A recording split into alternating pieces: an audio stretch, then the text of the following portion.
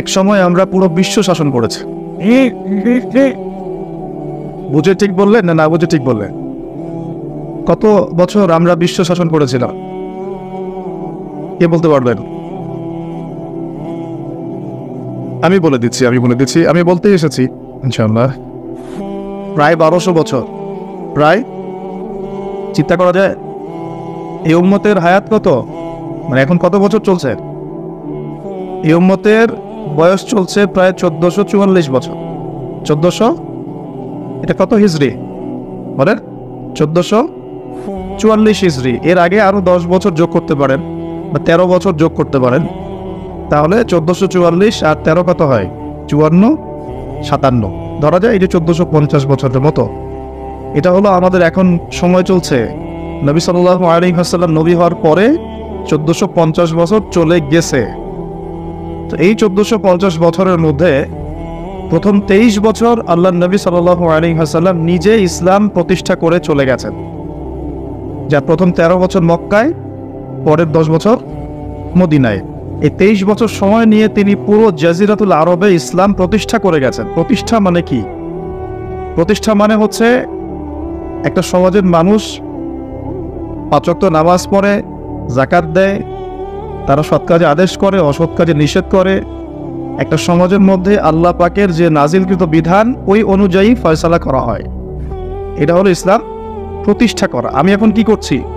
আমি ইসলামের দাওয়াত দিচ্ছি। এখন আমি কি করছি? দাওয়াত দিচ্ছি। মনে করেন যে আল্লাহ না করুক এখানে কেউ কাউকে ধর্ষণ করলো, নাউজুবিল্লাহ, বা কেউ মদপান করলো, বা কেউ মুরতাদ হয়ে গেল। মুরতাদ বোঝেন কি? ইসলাম ত্যাগ করে চলে যাও। হ্যাঁ, এরকম বড় বড় হুদুদের মতো পাপ কেউ করলো, আমি তাকে কোনো শাস্তি দিতে পারবো না। পারবো না। আর কোনো কোনো ক্ষেত্রে আমাদের প্রশাসন এবং বিচার বিভাগও তাকে সেই শাস্তি দিতে পারবে না যা কোরআনে আছে, হাদিসে আছে। আমি খুব নম্রভাবে, সরলভাবে সত্য কথাগুলো বলার চেষ্টা করছি। কোরআনে একজন ব্যক্তি যদি ব্যভিচার করে, ব্যভিচার বুঝি যেটা এখনকার ফ্যাশন হয়ে গেছে, ঠিক আছে না? 100 বেত্রাঘাত। কত বেত্রাঘাত? যদি অবিবাহিত হয়, যদি অবিবাহিত হয়। আর অবিবাহিতদের এই পরিসংখ্যান কত আল্লাহ ভালো জানেন। আমরা দোয়া করি আল্লাহ পাকে সমস্ত পথভ্রষ্ট দিনী ভাই বোনকে আল্লাহর পথে ফিরে আসার তৌফিক দান। সূরা নূরের উপর আমল করার তৌফিক দান করুন আল্লাহ পাক। আমাকেও যেন তৌফিক দেন, আপনাদের সবাইকে তৌফিক দেন। আর যদি সেই ব্যক্তি বিবাহিত হয়, বিবাহিত হলে পাথর নিক্ষেপ করে রজম, অর্ধেক কোমর পর্যন্ত মাটিতে পুঁতে ফেলা, তারপরে পাথর নিক্ষেপ করে রজম করা। আমি এটার ওয়াজ আপনাকে করতে পারবো, এখন দাওয়াত দিতে পারবো যে দেখুন জেনা থেকে দূরে থাকুন, বা আমরা সবাই জেনা থেকে দূরে থাকি। যদি বিবাহিত হয়ে এই কাজ কেউ করেন তাহলে এই শাস্তি হবে, যদি অবিবাহিত হয়ে কেউ করেন তাহলে এই শাস্তি হবে। কিন্তু আমি আপনাকে শাস্তি দিতে পারবো না। পারবো? এই ইখতিয়ার, এই ক্ষমতা, এই অথরিটি আমার কাছে নাই। এমনকি এই শাস্তি কোনো কোনো ক্ষেত্রে রাষ্ট্রীয়ভাবেও আপনাকে দেওয়া হবে না বা দিতে পারা যাচ্ছে না। চুরি করলে কি করতে হয়? কোরআন বলেছে হাত কেটে ফেলো। কে বলেছে? কোরআন কার বাণী? এটা কি আমাদের বানানো কোনো কিতাব? নাউজুবিল্লাহ। কোরআনের এক একটা বর্ণ নুক্তা যে আল্লাহর পক্ষ থেকে এসেছে, কোনো সন্দেহ আছে? এবং এর মধ্যে যে প্রত্যেকটা বিষয়ের সমাধান আছে, এতে কোনো সন্দেহ আছে? আল্লাহ পাক বলছেন যদি কেউ চুরি করে, চোর হোক ছেলে অথবা মেয়ে, তাহলে হাতটা কেটে ফেলে দিও, কবজি পর্যন্ত। কি পর্যন্ত? কবজি পর্যন্ত। কিন্তু আমি আপনাকে এটা দাওয়াত দিচ্ছি বা সতর্ক করতে পারি, আমি এটা আপনার উপর বাস্তবায়ন করতে পারবো না। কোনো কোনো ক্ষেত্রে আমরা রাষ্ট্রীয়ভাবে এটা বাস্তবায়ন করতে পারবো না। এটাই বাস্তবতা। শুধু আমাদের দেশ পারবে না তা নয়, অনেক কান্ট্রি পারবে না, পৃথিবীর প্রায় বেশিরভাগ দেশই পারবে না। যেখানেই এগুলো বাস্তবায়ন করার চেষ্টা করা হবে বা কেউ করবে, তাদেরকে পশ্চিমারা কালো তালিকাভুক্ত করে ফেলবে।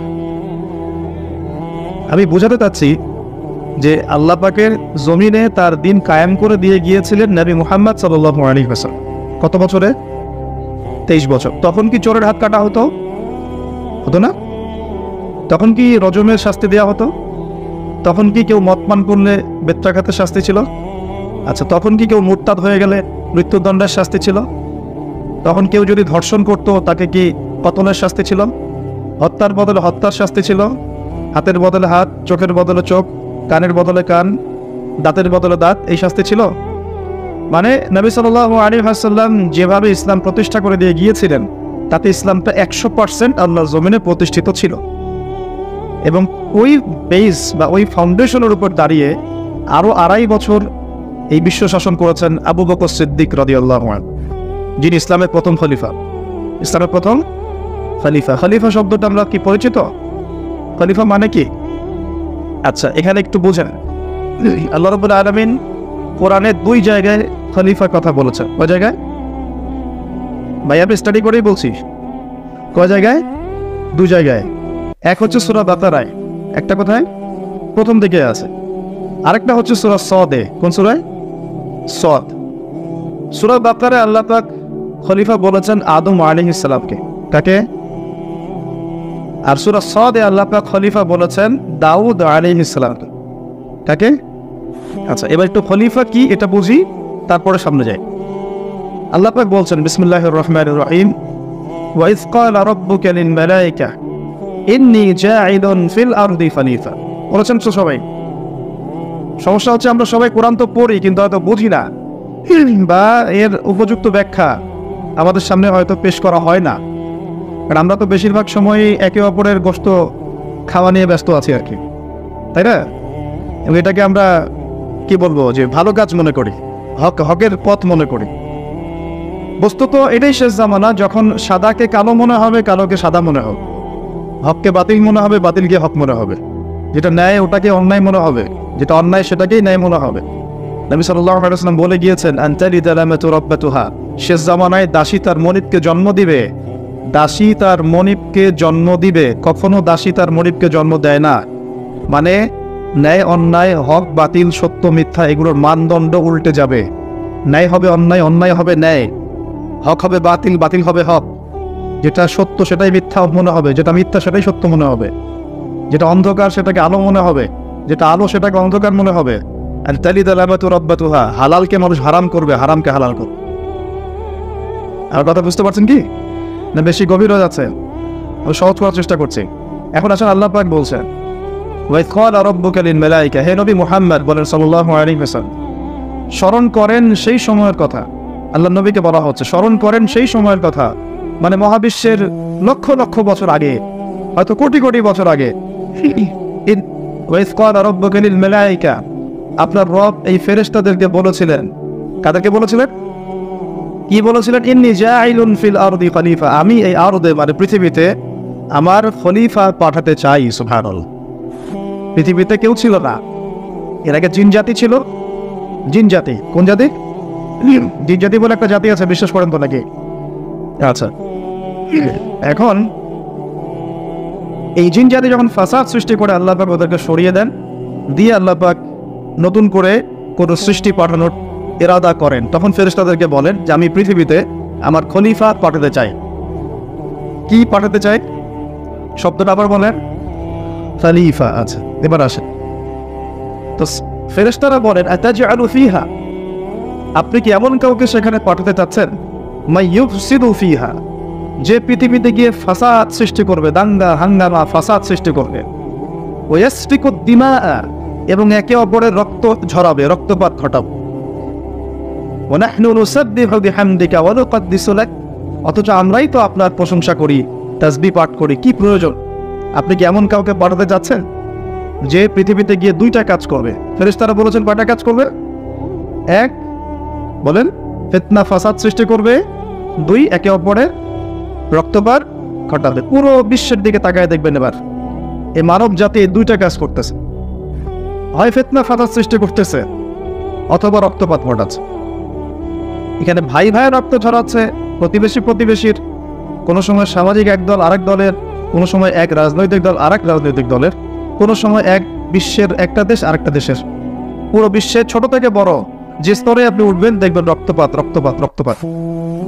নবীজি বলে গিয়েছিলেন শেষ জামানায় এই রক্তপাতটা প্রচুর বাড়বে, এত বাড়বে যে হত্যাকারী জানবে না কেন তাকে মারলাম, আর নিহত ব্যক্তিও বুঝবে না কেন আমি মরলাম।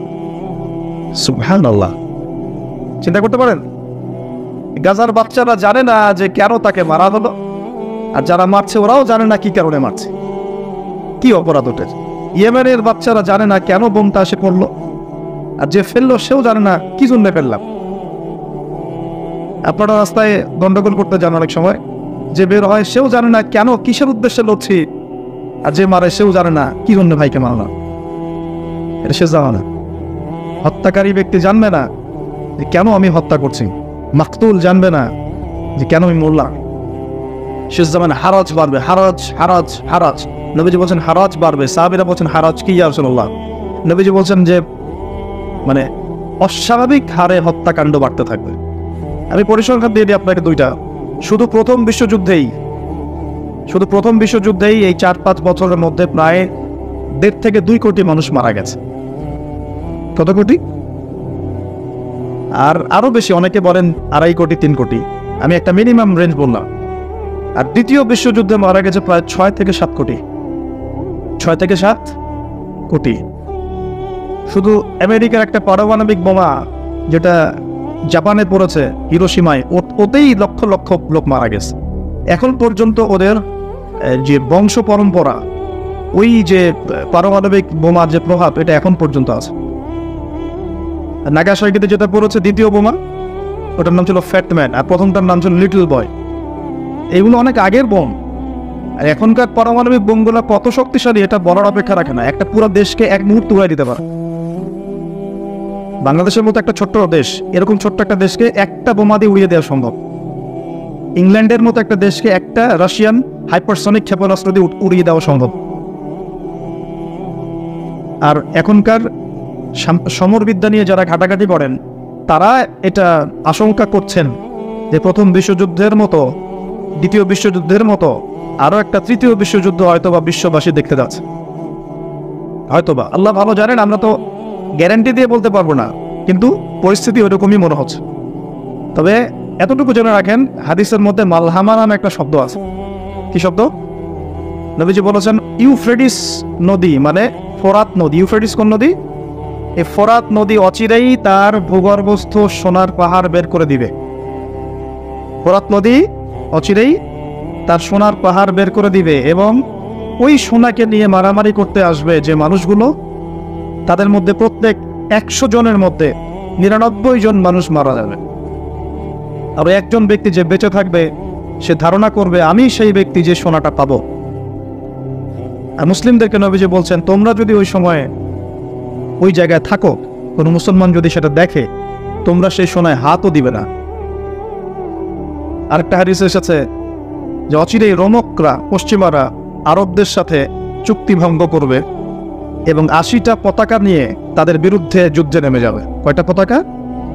80টা। এবং প্রত্যেক পতাকার নিচে থাকবে 12,000 করে সৈন্য। কত হাজার? একটা যুদ্ধে এত বেশি 99% মানুষ মারা যাওয়াটা স্বাভাবিক না, এটা অস্বাভাবিক। ঢাল তলোয়ার AK-47 যুদ্ধে এমনটা হবে না বা হয় না। হয়তো এমন কোনো অস্ত্র সেখানে প্রয়োগ করা হতে পারে, এটা আমাদের ধারণা, আল্লাহ ভালো জানেন, যেই অস্ত্রগুলো দিয়ে অল্প সময়ে বেশি বেশি মানুষ মেরে ফেলা সম্ভব। ঠিক যেমন এখনকার নিউক্লিয়ার ওয়েপন্স বা থার্মোনিউক্লিয়ার ওয়েপন্স হতে পারে, আল্লাহ ভালো জানেন। তো বিশ্ববাসী এরকম একটা মালহামা দেখার অপেক্ষায় আছে। এই মালহামার পরেই আসবেন ইমামুল মাহদি। ইমামুল মাহদির পরে আসবে ঈসা ইবনে মারিয়াম। ঈসা ইবনে মারিয়ামের পরে আসছে ইসলামিক খেলাফত। ওই খেলাফত থেকে খলিফা, এই শব্দটা নিয়ে কথা বলছি এখন। আমি আবু বকর সিদ্দিকে ছিলাম রাদিয়াল্লাহু আনহু। ফেরেশতারা বলছেন, আপনি কি এমন কাউকে পৃথিবীতে পাঠাতে চান গিয়ে রক্তপাত ঘটাবে অথবা ফাসাদ সৃষ্টি করবে? যেটা বললাম, এখনকার বিশ্বে দুটোই আমাদের কাজ। তো আল্লাহ পাক বলছেন, ইন্নী আ'লামু মা লা তা'লামুন, ইন্নী আ'লামু মা লা তা'লামুন। দেখো আমি যা জানি তোমরা সেটা জানো না। মানে আমার কিছু শুকরগুজার বান্দা থাকবে যারা এরকম ফিতনা ফাসাদ করবে না এবং রক্তপাত ঘটাবে না। তাদের জন্যই আমি প্রস্তুত করেছি জান্নাতুল ফিরদাউস। সুবহানাল্লাহ। তো এখন ফেরেশতাদের মতামত আপনারা শুনলেন, আল্লাহ পাকের কথাও শুনলেন। এখন আল্লাহ রাব্বুল আলামিন তার খলিফা হিসেবে সৃষ্টি করলেন তার নিজ হাতে আদম আলাইহিস সালামকে। সুবহানাল্লাহ। প্রথম মানবকে, তিনি নবীও হলেন, তিনি প্রথম মানব এবং তিনি খলিফা। এখন আদম আলাইহিস সালামকে তার স্ত্রী সহ জান্নাতে থাকতে দেওয়া হলো। এই ঘটনা আপনারা জানেন। ইবলিস এসে প্ররোচিত করলো। তার আগে ইবলিসকে বলা হয়েছিল সেজদা করো, সবাই সেজদা করলো, ইবলিস করলো না। মনে আছে? এটা তো আপনারা জানেন। ওইদিকে আমি আর ওই জন্য সময় নষ্ট করছি না। ইবলিস সেজদা না করে কাফের হয়ে গেল। আর আদম আলাইহিস সালাম এবং হাওয়া আলাইহিস সালামকে জান্নাতে থাকতে দেওয়া হলো। বলা হলো যে এখানে থাকো, কিন্তু ওয়ালা তাকরাবা হাযিহিশ শাজারা, এই গাছের কাছেও যাবে না। ইবলিস ফুসলিয়ে ফাসলিয়ে তাদেরকে গাছের কাছে নিয়ে গেল। যেভাবে আমাদেরকে ফুসলিয়ে পাপের দিকে নিয়ে আসে, ঠিক এভাবেই। ঠিক আছে? এখন আমাদের পিতামাতা একটা ভুল করে ফেললেন। মানুষ মাত্রই কি হবে? আমাদের পিতামাতা ভুল করে ফেললেন। এটাই তো হাদিসের ব্যাখ্যা যে কুল্লু বানি আদম খাত্তা, প্রত্যেকটা বনু আদমেরই কি আছে? ভুল আছে। খায়রুল খাত্তাইন আত-তাওয়াবিন, যারা তওবা করে তারা হচ্ছে উত্তম ভুলকারী। তো আমাদের পিতা কিন্তু ভুলের উপর অটল থাকলেন না। ইবলিস যেমন তার মতে অটল থাকলো যে আমি সেজদা করি নাই, তো কি হয়েছে? খলাকতানি মিন নার ওয়া খলাকতাহু মিন তিন, আমাকে সৃষ্টি করেছেন আপনি আগুন দিয়ে, ওকে সৃষ্টি করেছেন মাটি দিয়ে। এটা ইবলিসের চরিত্র। যে ভুলের উপর অটল থাকে, সংশোধন করে না, সে ইবলিসের অনুসারী। কথা বুঝতে পারছেন? ইবলিস কি এখানে সঠিক ছিল? নাউজুবিল্লাহ, কখনোই না। আল্লাহ পাক তাকে আদেশ করেছেন, আদম কিসের তৈরি সেটা তো দেখার দরকার নাই। আল্লাহ পাক আদেশ করেছেন, বাস তোমাকে সেজদা করতে হবে। এখন আমরা যেমন আল্লাহ পাকের আদেশের সামনে অনেক সময় এরকম দলিল উপস্থাপন করি, এটা কেন করবো, এটা কেন করবো, তাই না? পর্দা কেন করবো, নামাজ কেন পড়বো, যাকাত কেন দেওয়া লাগবে, এগুলো ইবলিসের চরিত্র।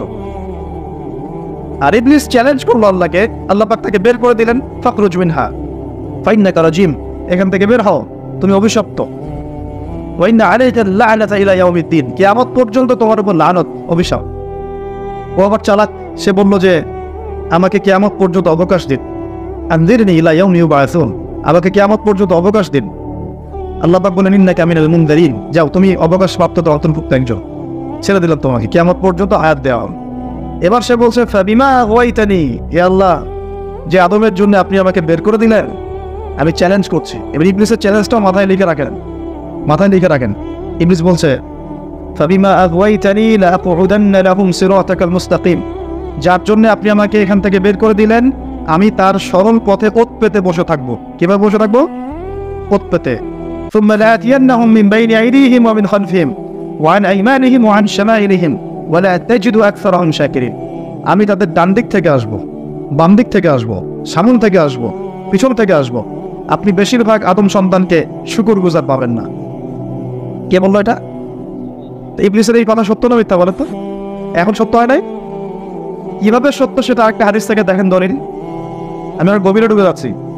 কিয়ামতের মাঠে আদম আলাইহিস সালাম, এই আদম আলাইহিস সালামই যখন উঠবেন, আদম আলাইহিস সালামকে আল্লাহ পাক ডেকে বলবেন তোমার সন্তানদের মধ্য থেকে জাহান্নামী জান্নাতি আলাদা করে দাও তো তুমি। তো আদম আলাইহিস সালাম বলবেন ইয়া আল্লাহ, কতজন জান্নাতে, কতজন জাহান্নামে? আল্লাহ পাক বলবেন প্রত্যেক হাজারে 999 জনকে জাহান্নামের জন্য আলাদা করে দাও। বলেন নাউজুবিল্লাহ। এই হাদিসটা শোনার পরে সাহাবায়ে কেরাম রাদিয়াল্লাহু আনহুম খুব বিচলিত হয়ে পড়ল। তখন নবী সাল্লাল্লাহু আলাইহি ওয়াসাল্লাম আশ্বস্ত করলেন যে ওই যে 1% জান্নাতি দেখা যাচ্ছে, এগুলো উম্মতে মুহাম্মাদের মধ্যেই বেশি হবে ইনশাআল্লাহ। তবে কোন উম্মতে মুহাম্মাদি যে নামাজ পড়ে না, রোজা রাখে না, যাকাত দেয় না, শরীয়তের বিধিবিধানের কোনো পরোয়া করে না, কোরআনটা পর্যন্ত তেলাওয়াত করতে চাচ্ছে না, সেই উম্মতে মুহাম্মাদির কথা বলা হচ্ছে কি? নাকি যারা নিজেদের জান মাল সময় শ্রম সবকিছু ঢেলে দিয়ে দিনের জন্য নিজেকে নিবেদিত প্রাণ করে, কাদের কথা বলা হচ্ছে? এটা আপনারা নিজেরাই বোঝেন, এটা তো আমার বোঝানোর দরকার নেই। এখন বুঝেন তাহলে পার্সেন্টেজটা কত হবে। তো ইবলিসের কথা তাহলে সত্য হলো। ইবলিস কি বললো? ওয়ালা তাজিদু আকসারাহুম শাকিরিন, বেশিরভাগকে আপনি শুকরগুজার পাবেন না। আল্লাহ পাক নিজেও এই কথা বলেছেন সূরা সদের মধ্যেই, ওয়া কালিলুম মিন ইবাদিয়াশ শাকুর, আমার শুকরগুজার বান্দা খুব কম হবে। অন্য একটা জায়গাতেও আছে।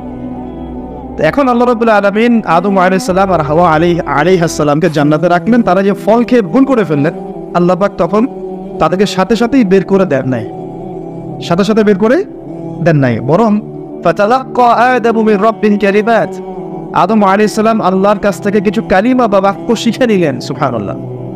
ফাতাবা আলাইহি, ওই কালিমা ওই বাক্য দিয়ে আল্লাহ আদম আলাইহিস সালাম তওবা করলেন। ওই কালিমা ওই বাক্য দিয়ে আল্লাহ পাক আদম আলাইহিস সালাম কি করলেন? আবার বলছি, একটু পিছনে যান। ওই কালিমা ওই বাক্য দিয়ে আদম আলাইহিস সালাম কি করলেন? তওবা করলেন। আবার বলছি, ফাতালাক্কা আদামু মির রাব্বিহি কালিমাত, আদম আলাইহিস সালাম তার রবের কাছ থেকে কিছু কালিমা শিখে নিলেন। ফাতাবা আলাইহি, ওই কালিমা দিয়ে আল্লাহ রাব্বুল আলামিনের কাছে তিনি তওবা করলেন। ইন্নাহু হুয়াত তাওয়াবুর রহিম, এবং আল্লাহ পাক তওবা কবুল করে তাকে মাফ করে দিলেন। ওই বাক্যটা কি ছিল সেটা একটু শুনি। ওই বাক্যটা ছিল রব্বানা, আমার সাথে বলেন, রব্বানা যালামনা আনফুসানা ওয়া ইন লাম তাগফির লানা ওয়া তারহামনা লানাকুনান্না মিনাল খাসিরিন। মানে অর্থ হচ্ছে, হে আমাদের রব, রব্বানা যালামনা আনফুসানা, আমরা নিজেদের নফসের উপর জুলুম করেছি। ওয়া ইন লাম তাগফির লানা, আপনি যদি আমাদেরকে মাফ না করেন, ওয়া তারহামনা, আমাদের উপর রহম না করেন, লানাকুনান্না মিনাল খাসিরিন, আমরা অবশ্যই ক্ষতিগ্রস্তদের অন্তর্ভুক্ত হয়ে যাব। এই কালিমা শিখলেন কে? আদম আলাইহিস সালাম তার রবের কাছ থেকে। এই কালিমা, এই দোয়া দিয়ে তিনি তওবা করলেন, আল্লাহ রাব্বুল আলামিন তাকে মাফ করে দিলেন। তবে তিনি বলে দিলেন আর জান্নাতে থাকা হচ্ছে না। কুল নাহবিতু মিনহা জামিআ, আল্লাহ বলছে তোমরা এখন সবাই পৃথিবীতে নেমে যাও। ফাইম্মা ইয়াতিয়ান্নাকুম মিন্নি হুদান, নেমে যাও পৃথিবীতে, কিন্তু জেনে রেখো পৃথিবীতে আমার পক্ষ থেকে তোমাদের কাছে হেদায়েত যাবে। কি যাবে? হেদায়েত মানে আসমানি কিতাব, নবী রাসূল। আসমানি কিতাব, নবী রাসূল, এগুলো আসবে তোমাদের কাছে। ফামান কুল নাহবিতু মিনহা জামিআ ফাইম্মা ইয়াতিয়ান্নাকুম মিন্নি হুদান ফামান তাবিআ হুদায়া, যে আমার এই হেদায়েতের অনুসরণ করবে, ফালা খাউফুন আলাইহিম ওয়ালা হুম ইয়াহজানুন, তাদের কোনো ভয় নাই, কোনো দুশ্চিন্তা নাই। যেই জান্নাত থেকে গিয়েছো ওই জান্নাতে ফিরে আসবে ইনশাআল্লাহ। এটা একটা কথা। আর ওয়াল্লাযীনা কাফারু ওয়া কাযযাবু বিআয়াতিনা, কিন্তু যারাই আমার ওই হেদায়েতকে মিথ্যা প্রতিপন্ন করবে, অস্বীকার করবে, কুফরি করবে, ঠিক আছে, উলাইকা আসহাবুন নার, এরা হবে জাহান্নামের অধিবাসী, হুম ফিহা খালিদুন, এখানে তারা চিরস্থায়ী হবে। আল্লাহ পাকের বক্তব্য একদম সহজ সরল পরিষ্কার না? দুনিয়াতে যাচ্ছ যাও, এটা চিরস্থায়ী নয়। এই সময়টুকুর মধ্যেই আমার পক্ষ থেকে কি আসবে বলেন? হেদায়েত আসবে, মানে যুগে যুগে নবী রাসূল আসবেন, আসমানি কিতাব আসবে। ফামান তাবিআ হুদায়া, তোমাদের মধ্যে যারা এই নবী রাসূলদেরকে মানবে, আসমানি কিতাব সমূহকে মানবে, তাদের কোনো টেনশন নাই, কোনো ভয় নাই, আবার জান্নাতে ফিরে আসবে ইনশাআল্লাহ। আর যারা নবী রাসূলকে মানবে না, আসমানি কিতাবের পরোয়া করবে না, নিজের প্রবৃত্তির দাসত্ব করবে, উলাইকা আসহাবুন নার, তারা জাহান্নামে যাবে, সেখানে চিরস্থায়ী হবে। একদম সহজ কথা আল্লাহ পাকের। এবার এই যে সিলসিলা শুরু হলো পৃথিবীতে, এবার আদম আলাইহিস সালামকে আল্লাহ পাক কি বলেছেন? কি শব্দটা বলেছিলাম? খলিফা। এবার আদম আলাইহিস সালাম পৃথিবীতে এসে কি আবারও নতুন করে কোনো ভুল করেছিলেন? বলেন তো দেখি। উত্তর না, করেন নাই। কান্নাকাটি করতে করতেই বছরের পর বছর চলে গেছে, শুধু কাঁদতে কাঁদতেই বছরের পর বছর চলে গেছে। পরবর্তী ভুল যেটা আমরা দেখি সেটা হলো হাবিল আর কাবিলের ভুল। কাবিল তার ভাই হাবিলকে হত্যা করেছে, তাই না? হিংসা বশবর্তী হয়ে। ওই যে এখনো দেখবেন আমাদের সমাজে যে ভাইয়ে ভাইয়ে মারামারি, এটা সেই হাবিল কাবিলের সুন্নত। এখানে আমরা কাবিল হব না, বলে হাবিল হব। প্রয়োজনে হাবিল হয়ে থাকবো, তাও কাবিল হতে যায় না। কারণ নবী সাল্লাল্লাহু আলাইহি ওয়াসাল্লাম বলেছেন, পৃথিবীতে প্রথম হত্যাকাণ্ড সংঘটিত করেছে কাবিল।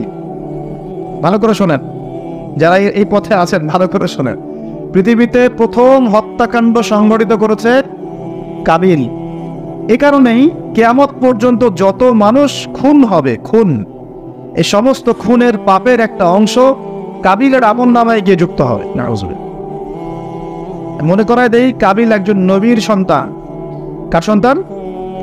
নবীর সন্তান।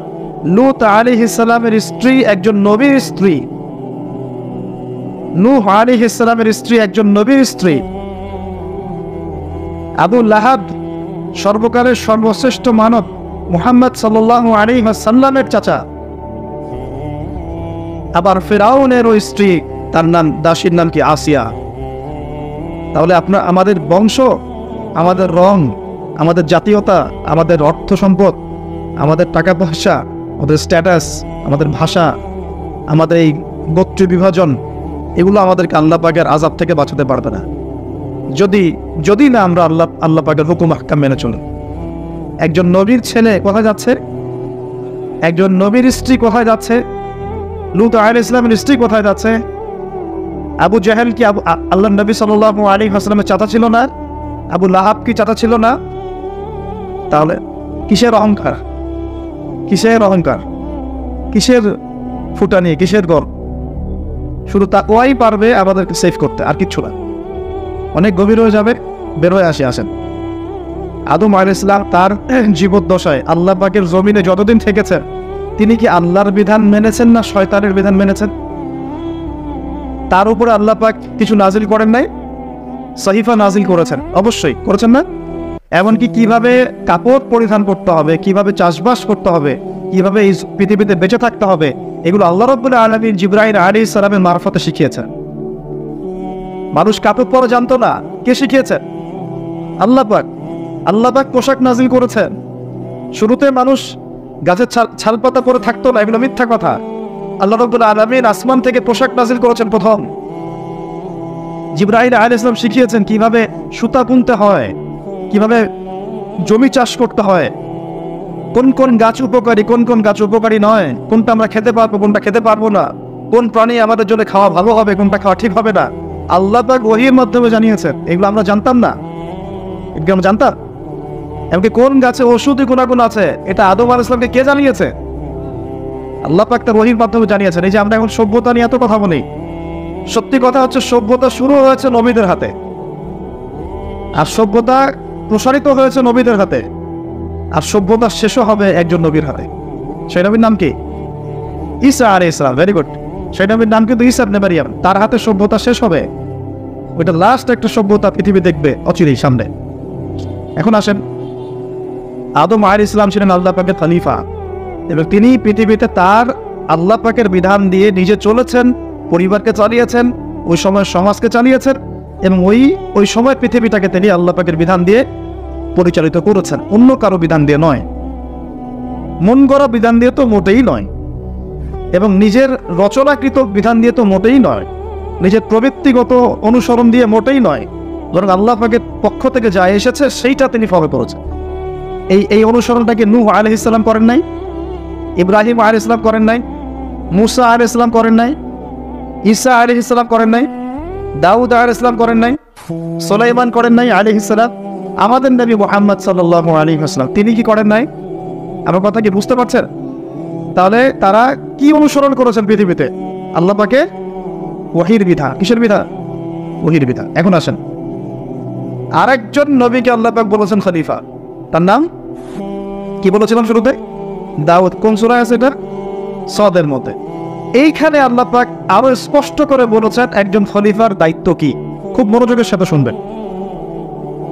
উপযুক্ত পরিবেশ মনে হচ্ছে বলে আলোচনাগুলো করছি। আপনারা খুব সুন্দরভাবে বসে আছেন, আমি কথা বলতে খুব কমফর্ট ফিল করছি। আপনাদেরকে শুকরিয়া, জাযাকুমুল্লাহ। তারা মনে করে তাদের একজন মাসিহ আসা এখনো বাকি আছে, এবং তারা মাসিহুদ দাজ্জালকেই তাদের মাসিহ মনে করে।